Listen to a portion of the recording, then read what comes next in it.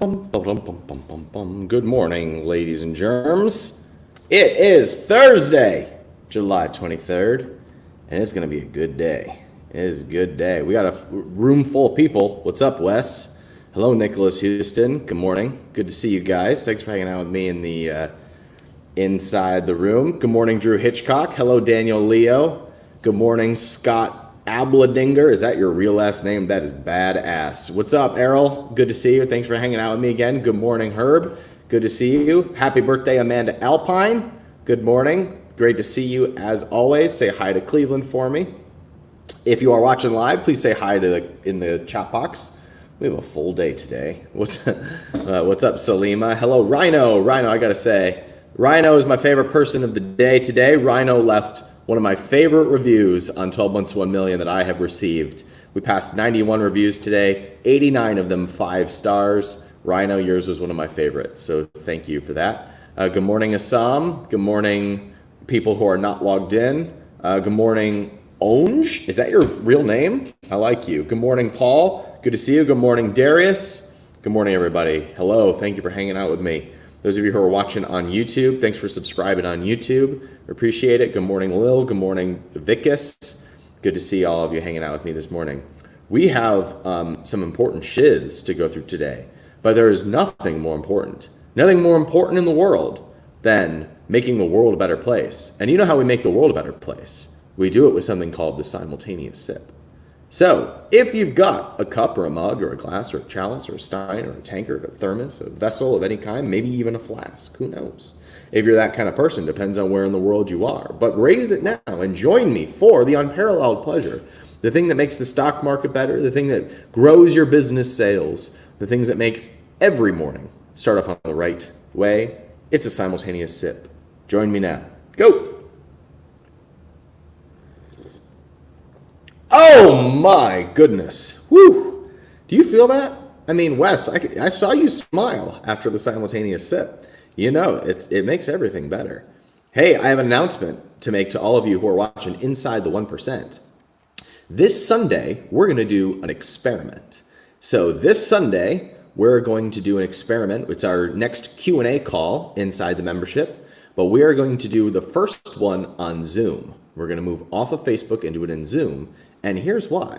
Because when all 1,000 of us are in the same Zoom room and we do a simultaneous sip together, it'll make it even better. So this Sunday, we're going to do an experiment and see what it's like to put everybody in the same room on Zoom. So I'll have links for you over the next couple of days. There's a couple more announcements coming out about your membership. That video announcement will be coming out at 1 p.m. today Central. One more announcement. If you live in Austin, Texas, the house I'm sitting in right now went up for sale this morning. I've made a lot of money from this chair right here. I'm sure there's some good juju in this part of the room. Could be the best investment you ever make, to sit in the same room where I have put out the vibes of building businesses and investing the profits. All right. So good morning, Bram. Good morning. Who else logged in? Good morning, Scott. Good morning, Randy. Hello, Alan. Hello, Lil. Good to see you. Now, let me tell you guys a quick story, some advice that I got from a mentor of mine. You might know this mentor as Brooke Castillo. She's been on the podcast a few times. She's become one of my best friends. Brooke gave me some advice that I did not want to hear. It's advice that I was tempted to ignore, but it is advice that I am going to end up taking. And Drew says, is this a picture of you on the mug? Close. This is a picture of the originator of the simultaneous sip. It's Mr. Scott Adams. We should all do a simultaneous sip in honor of Scott Adams. Here we go. There we go. Thanks for all the work that you do, Scott. So, Paul says, how are your supplements doing from Switch? So I have the prototype running through my veins right now. I feel great. And we have our second product in development. They are not available for sale yet, but they should be in like 3 or 4 weeks from now. So I got some advice from a mentor this week, advice that I didn't want to get, but I think that it will benefit you if you listen to this advice. So some of you know that I have been planning out the Capitalism Incubator. The Capitalism Incubator is going to be our mentoring group for people who are building physical products brands specifically. And we're taking them from idea to launch in 6 months and then scaling from there for the second half of the 6 months. And it's going to be a much more in-depth experience than anything we've done before. And I wanted to come out of the gate guns a-blazing.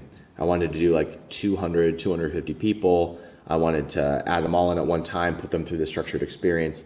And I'm really pumped to be able to do that because what we're putting together is really world-class. I'm tapping into my network. I'm tapping into resources to help people be able to build brands that are really exciting. But my mentor gave me advice that I didn't want to hear.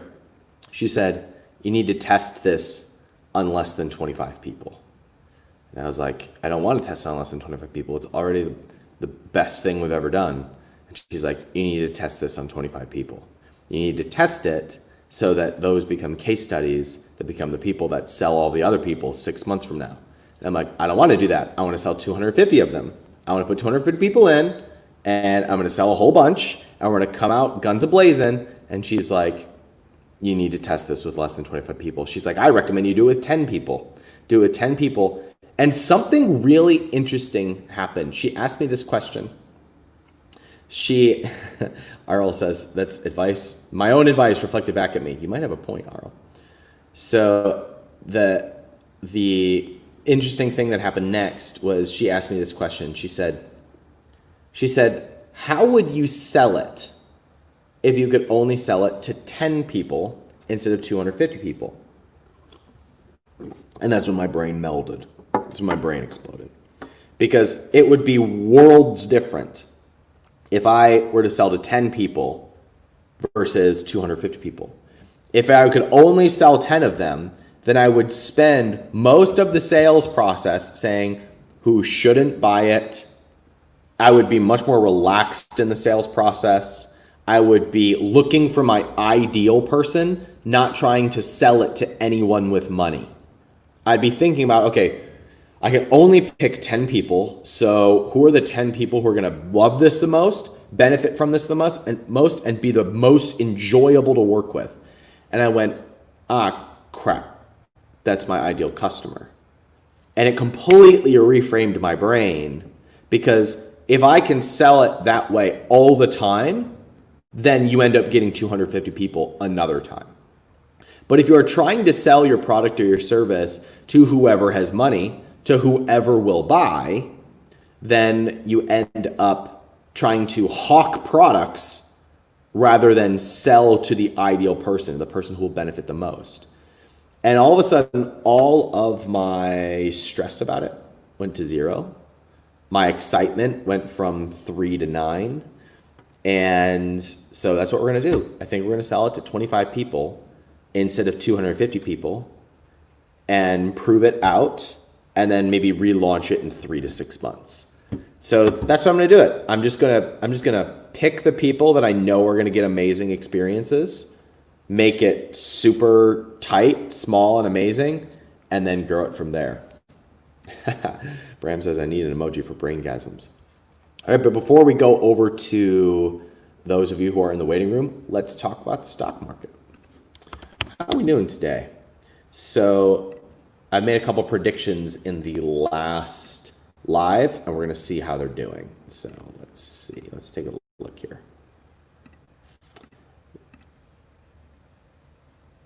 Maybe. Here we go. All right, you should be able to see my screen now. So let's take a look and see how my predictions performed. Nope. There we go. So one prediction that I made was we bought Home Depot stock live together. We did that, and we are up by quite a few points here. So we bought it right at 262. It's now at 267. And we bought $5,000 worth, but we bought an option. We didn't buy the stock, we bought an option. So that's up about 20% right now. That's up about $1,000 since we chatted on Tuesday. The next one we made, I was talking about MasterCard. I had $5,000 in MasterCard. That's way up. So we bought that right at 300. That's at 316. That's probably going to go to 320, and that's going to be my target, I think. I'm selling at 320. And right now we're up about $1,200 on that. However, I'm getting my butt kicked on Microsoft. because we are way down on this. So this is down about $1,000. I bought it it's right at the level I had now, but the time premium is going down. So I'm down on Microsoft. Right at a point now where I need to decide, do I cut my losses, or do I hope that this bounces here? And today is probably going to be the deciding factor for that. The other one we looked at was Procter Gamble. Procter Gamble, I said if it pops up over 126, I need to buy it. And so I'm watching this today because it popped up again over 126. And so I might place a trade here on Procter Gamble. So that's what I am playing on the stock market. Let's go over to y'all. Wes, if you want to come join me live, give me a thumbs up. All right, let's do this. Good morning, Wes. How are you? I'm good, Ryan. How's it going, man? Doing good, man. What can I do for you? Yeah, so I just, at the risk of being a little greedy early in the morning, I just had 3 questions that I wanted to ask you. 2 of them are probably quicker, and then one is, is that okay? Absolutely. Let's do it. Where are you based, by the way? Michigan. Okay, cool. Hit me with the easy ones, and then give me a hard one. All right, cool. So, well, I mean, they're all probably easy for you, but so my first one is, so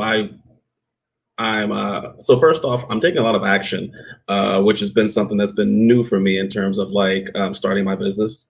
So I'm pretty excited about it. But I've been talking with suppliers about getting my supplement made, and it's opening up a lot of stuff that I didn't even know to be asking or thinking about. And one of the things that I'm trying to figure out is how do I determine what my markup should be, or how much I should sell my first product for? Because they're giving me prices for, if you want to do this tier versus this tier versus this tier, it's going to cost this much. And I'm like, I'm doing the whole, acting like a player, but at the same time, I'm not quite sure what you're talking about yet. So yeah. And you mean are you talking about from a cost perspective, or do you mean from a price perspective? Meaning, how much should you think about cost of the supplement, or what should you be pricing the supplement at? Which is your primary question?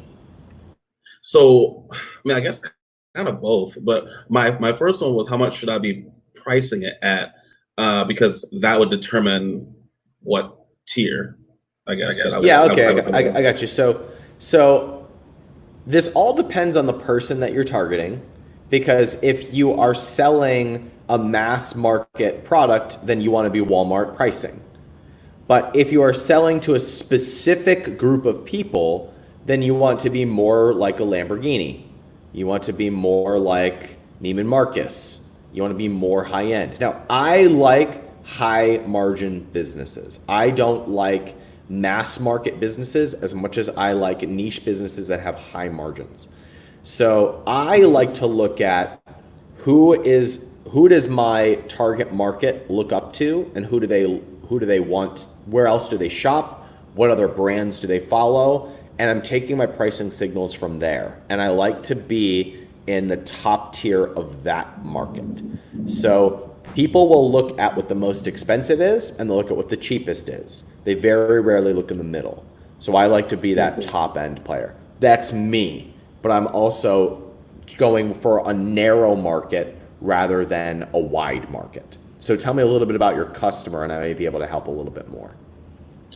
Yeah, so my customer is the person who's always struggled with weight and with yo-yo dieting, and this person is someone who hasn't been able to identify with anything. They've tried lots of different things, but they've always fallen off the wagon. And my first product is going to be one that's addressing food cravings, as that is the primary problem that I found. That's kind of like the gateway problem, like the very first one, where it's like the 20%. They can get that, then they can open up everything else to actually make something work. But without that can happen. And how much do you think that somebody has spent on their diet, on their supplements, on things in the past that have caused this yo-yo dieting problem? A lot. I mean, I've spent I spent thousands of dollars on supplements over the years. So, and if you had just one that you knew would end your food cravings forever, would you be willing to spend $100 on it? Yeah, that's why I'm creating it. That's a huge part of the reason why I'm creating it. But yes, in a heartbeat. So would it make sense for you to price your product at the high end of whatever your market is used to paying? Yes. So I guess I was overthinking it. I was thinking like I don't know what they're used to paying, but I guess I probably should kind of just make it up and just go with what I would pay and just see who shows up. So, well, it's not just see who shows up. It's decide who you want to show up and price it in a way that attracts that person. If you are targeting somebody who has spent thousands of dollars and you now have the solution to their problem, which will literally save them years and additional thousands of dollars in trying to solve the problem, then you should price it in a way that matches that pain point. If you come in and sell it for $4.95, you will actually do them a disservice rather than giving them the level of seriousness that they should take your product. It has to be great and it has to solve that specific problem. But if it does that, then you deserve for them to attract the right person to charge a higher price point. Okay, that actually makes a lot of sense. And how to think about it. Thank you. Great, you're welcome. My next one was, so you for one of your first businesses, you did a supplement business. So it was when doing a consumable or like such a supplement, at what point did you or should I like worry about the regulation part of it or the compliance part of it? Or should I just start taking sales and then worry about that later? So this is not legal advice. So anything that I say should be taken as entertainment purposes only. But your manufacturer they do carry some of the legal risk of making sure that what they tell you is in there is actually what's in there, of managing what's legal and what's not legal.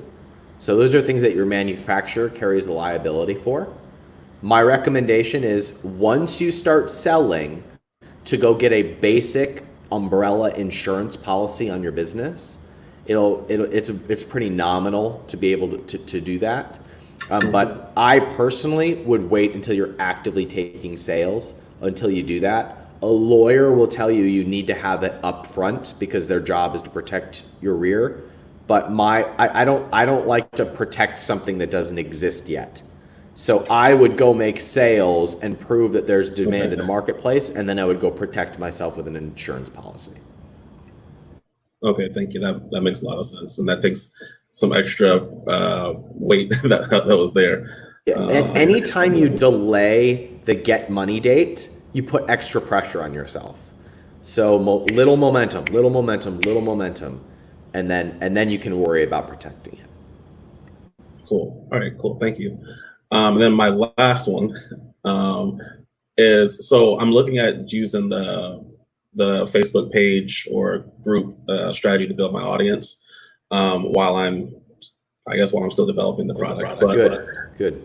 So my question was, for my market, am I better off choosing something like a specific type of page or group, such as easy, delicious weight loss recipes or something like that? Or am I better off going under my brand name and just posting like various types of content that I think would connect, such as maybe recipes or something? Go right for the pain point, Wes. I can't stop binge eating group. I don't know. I mean, so like it's funny. Like, you've got this very specific pain point, and you're like, I know, I'll sell them flowers. You're like, flowers will help them. Easy, delicious, nourishing recipes that you can make in 9 minutes or less. just do like the it's time to stop binging group. It's like binging no more. Like you go right after the pain point. That's how you'll get your ideal person in there. Okay, you're so good at this. That was so simple. It's easy to solve other people's problems. Like my brain about it, like, what do I do? What do I like? This one or maybe this one, and you just right through.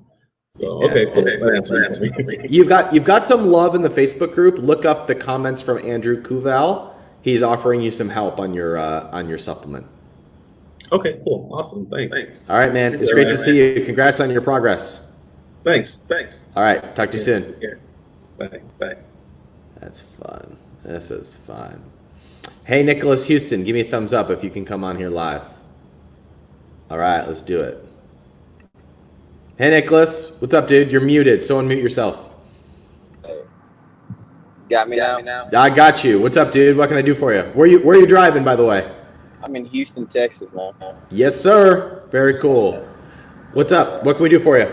Not too much. I had a quick question to reach back to. I think earlier this week you were on a live. You mentioned something in the process of writing your book. You said it'd probably be better to do an audio book rather than writing your book. I have a question regarding that because I currently have a service business, and I'm also a mentor in the industry as well to people who also have those same types of service businesses. And so I was in the process of trying to write a book, which kind of showed them how to go from where they are to where they would like to be. But that book writing process has been pretty daunting. And I essentially wanted to make it a lead magnet and then go into an e-course for a high ticket e-course item.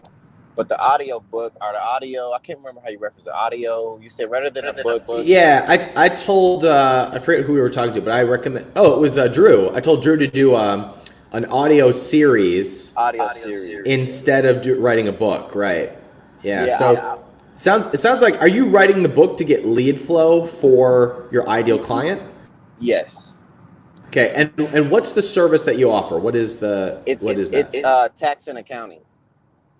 Okay, awesome. And so do you have a specific person that you target doing tax and accounting?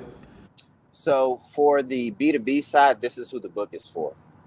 Yes, it's for the mom and pop owner who are trying to grow their small practice. I see. So you talk to CPAs and accountants and tax professionals on how to grow their business. Is that right? Yes. Okay, and so you were thinking about writing the book and selling the book on the front end and getting them through this process. Okay, now I understand. So that's such a specific market that you would be better off taking that same content and delivering it in some way that they could access now, which might be a podcast, which might be putting it into a free, taking the same content you have written and put it into the e-course that you're talking about, which warmed them up.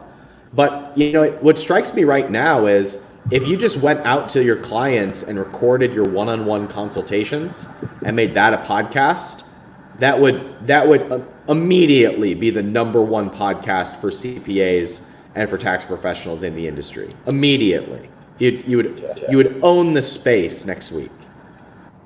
Gotcha. So content production is going to be key. Do you have a place that you like doing content? Are you a better writer, a better speaker, a better person on video? I would probably be better in this type of format, talking, and it's easier, free flow, just off. So I've been in the industry 10 plus years, so their questions it's the same thing. They have the same pain points, so it's easy for me to address their issues. Okay, got it. So. And if it were me, if you're struggling with the book writing process, punt the book writing process. Do what you like to do and what feels easy to you that is still in service to the people that you want to serve. And if you're telling me that you like the content creation process, if you're driving to work right now and you've got a 20-minute drive, Russell Brunson built his entire podcast and following by recording podcasts and videos on his 20-minute drive to work, because he was like, that's the thing I'm going to do consistently. So that's just what I'll do. And if whatever you will do consistently will grow. And if you're struggling with the book writing process, it's okay to not write a book. Gotcha. Yeah. Okay. Because it's a whole community that I know can be built. I've tested price points on the mentoring side to kind of see where I can price them at. I wanted to create an e-course so that can stand alone and make money while I'm not, constantly having to talk to people as well. So the big thing is just lead magnets and pulling them into as of right now, I wanted to do that e-course. So, but yeah, I see what you're saying. So hang on a second. So is the end goal to get more clients, more coaching students, or to build an audience? Because you're talking about all three. So the end goal, here's another kicker. It's another layer to it. But so we have a software for them at the end of the day. Ideally, it'd be to bring them into the, sell them something, train them, and then get them to become a software user. Okay, and is that your highest margin thing in your business? It's not the highest margin, but it's the it's a residual component to it. MMR. Okay, and what's the highest margin business right now? It would be the e-course. Well, the mentoring is, but I want to take that platform and put it into an e-course because I can reach more. So wait, so the e-course is the highest margin thing, or the client thing is the highest margin thing? The e-course. Okay, all right, got it. So if the end goal is software people, then your content should be free. Great model for this is Alex Becker. Alex Becker does a ad tracking platform. He just does all his content for free while he's talking about his software, which is called Hyros. And all of it's free, and he's getting clients by the truckload, only his ideal people because there's a filtering process, and all his content is free. Gary Vaynerchuk is a similar model, but instead of it being a software, it's a client-based business. So my recommendation for you would be to stop trying to create the perfect funnel, because you're putting a lot of thought into what's my front end, what's my lead magnet, what's my upsell, what's my this, and it's taking up 40% of your energy and it's not getting you anywhere right now. Whereas if you were to just unleash Nicholas, he would go close people in the software just by being himself and bringing people into that experience. And that would be my recommendation for you, because it's going to get you momentum now versus doing a lot of thought process about thinking about what the ideal thing is. I struggled with this for years, man. And if I had just given myself permission to go rather than have everything perfect before I said go, I'd be a lot further ahead by now. And I'd like to see you avoid those same traps. Correct. You're right. Thanks, buddy. I appreciate it. You bet. Thanks for hanging out with me, Nick. Have a good drive. All right. See ya. Yeah. This is fun. See, some of you think I'm so smart. I've just made all the mistakes 100 times. I've just made them over and over and over and over and over. The way that I learn is I'm like, look at that wall/goal. Let's run into it. Ow, that hurt. Let's run into it again. Ow, that hurt a little less. Let's run into it again. Ow, that hurt a little bit less. Ow, that hurt a little. You know what? Oh, there's a door here. That's how I learn. Mario, I can't see you. So if you turn on your video and give me a thumbs up, I will bring you on here live. But I need to be able to see you to do this. Let's see how are my investments doing. Home Depot is still up. And MasterCard is still up. It's going to be a good day. I think those two things are going to pop. Oh, what else? Mario, if you take your video on, I'd love to hang out with you, but if I can't see you, I'm not going to chat with you. Bram Sparrow is offering his help on podcasts. Thank you for that. Susan Anderson, you are just the world's greatest resource today in the comments. So I want to give you guys a heads up that there are going to be some announcements coming to your there's going to be an announcement video about changes to your members area. It's going to be dropping at 1 p.m. today. So take a look for that. Trent says, let's do a daily stock talk. Okay, well, if you're going to twist my arm. All right, let's take a look at what I am tracking today. So here we go. All right, so first of all, Trent wants to know, what about silver? What is silver doing right now? Silver, let's pull that up. Oh, silver is way up. So silver, okay, so the perfect time to have bought silver would have been 6 weeks ago, right here, when it started to break out above this level here. you can see that actually an even better time would have been 3 months ago, where it broke up over about $13, and now it's on a run. Silver is on a run right now. So if I was doing this for the short term, I would not be buying silver right now because it just had this big breakout. It looks like it might be retracing a little bit, and I would not be buying silver in the short term. Now, I personally, not a huge fan of buying precious metals. I do own a little bit of silver because I've owned it for a really long time. I've also lost that, like that investment has gone down. I bought it like 8 years ago and it's gone down since then. So I'm not a big fan of precious metals because I just don't see a whole lot of value in them. I don't think, even though I'm super libertarian and a huge Ron Paul fan, I don't think that there's a whole lot of intrinsic value when it comes to gold and silver. So I'm not a big fan of precious metals as an investment personally. If someone else has a different opinion about their use and their utility, I'm listening, but I personally don't see it. All right, so since Trent asked about stocks I am watching, let's take a look. All right, so Facebook is one that I have been tracking for a while. And the reason I'm tracking Facebook is because this number right here, 240. 240 is a really important number for Facebook. You can see that it has hit 240 and come back, hit 240, come back, hit 240, come back, hit 240, come back. Now it's at 240. And so is it going to drop or is it going to finally pop up over 240 and go up? So I have a decent investment in Facebook, betting on it going up above 240, but I'm down on that investment right now because I originally made that bet back a week ago when it popped up here, thinking that it would continue to go up, and it has not. So I'm down on that investment right now, but if it does pop up again over 240, I expect it to make a run to the upside. What else? Another investment that I made is T-Mobile. So T-Mobile, I've owned Sprint stock for quite some time, and now it's T-Mobile. And T-Mobile has this strong growth trend. I mean, look at this. From coronavirus, it was at about 70. Even before coronavirus, it was at about 80.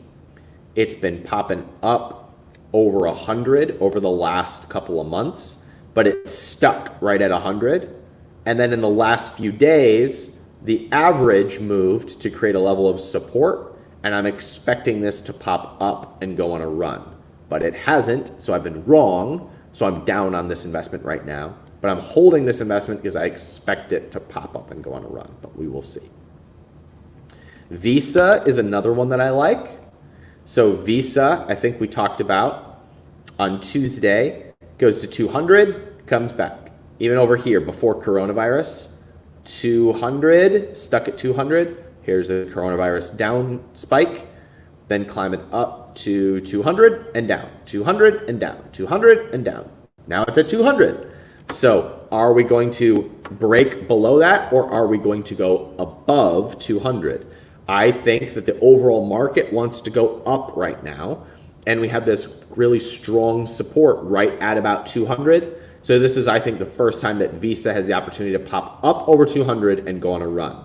So if it does pop up over 200, it's at 199.50 right now, I will buy Visa and expect it to go up. We talked about Procter Gamble. Procter Gamble is looking pretty juicy. It just had this nice pop up over 125. Historically, that's the top of Procter & Gamble, but we're taking a look to see if this is going to grow above its previous highs. If we look at the stock market in general, we can see that the stock market has a very, very strong uptrend since the bottom of COVID. We said inside the 1%, we expected that COVID would bottom at 18,000. That's exactly what happened. And we then said it would have the reverse of what happened in COVID, which was going from 30,000 to 27 to 24 to 21 and go in $3,000 chunks, 3,000 point chunks. And that's what we see happening.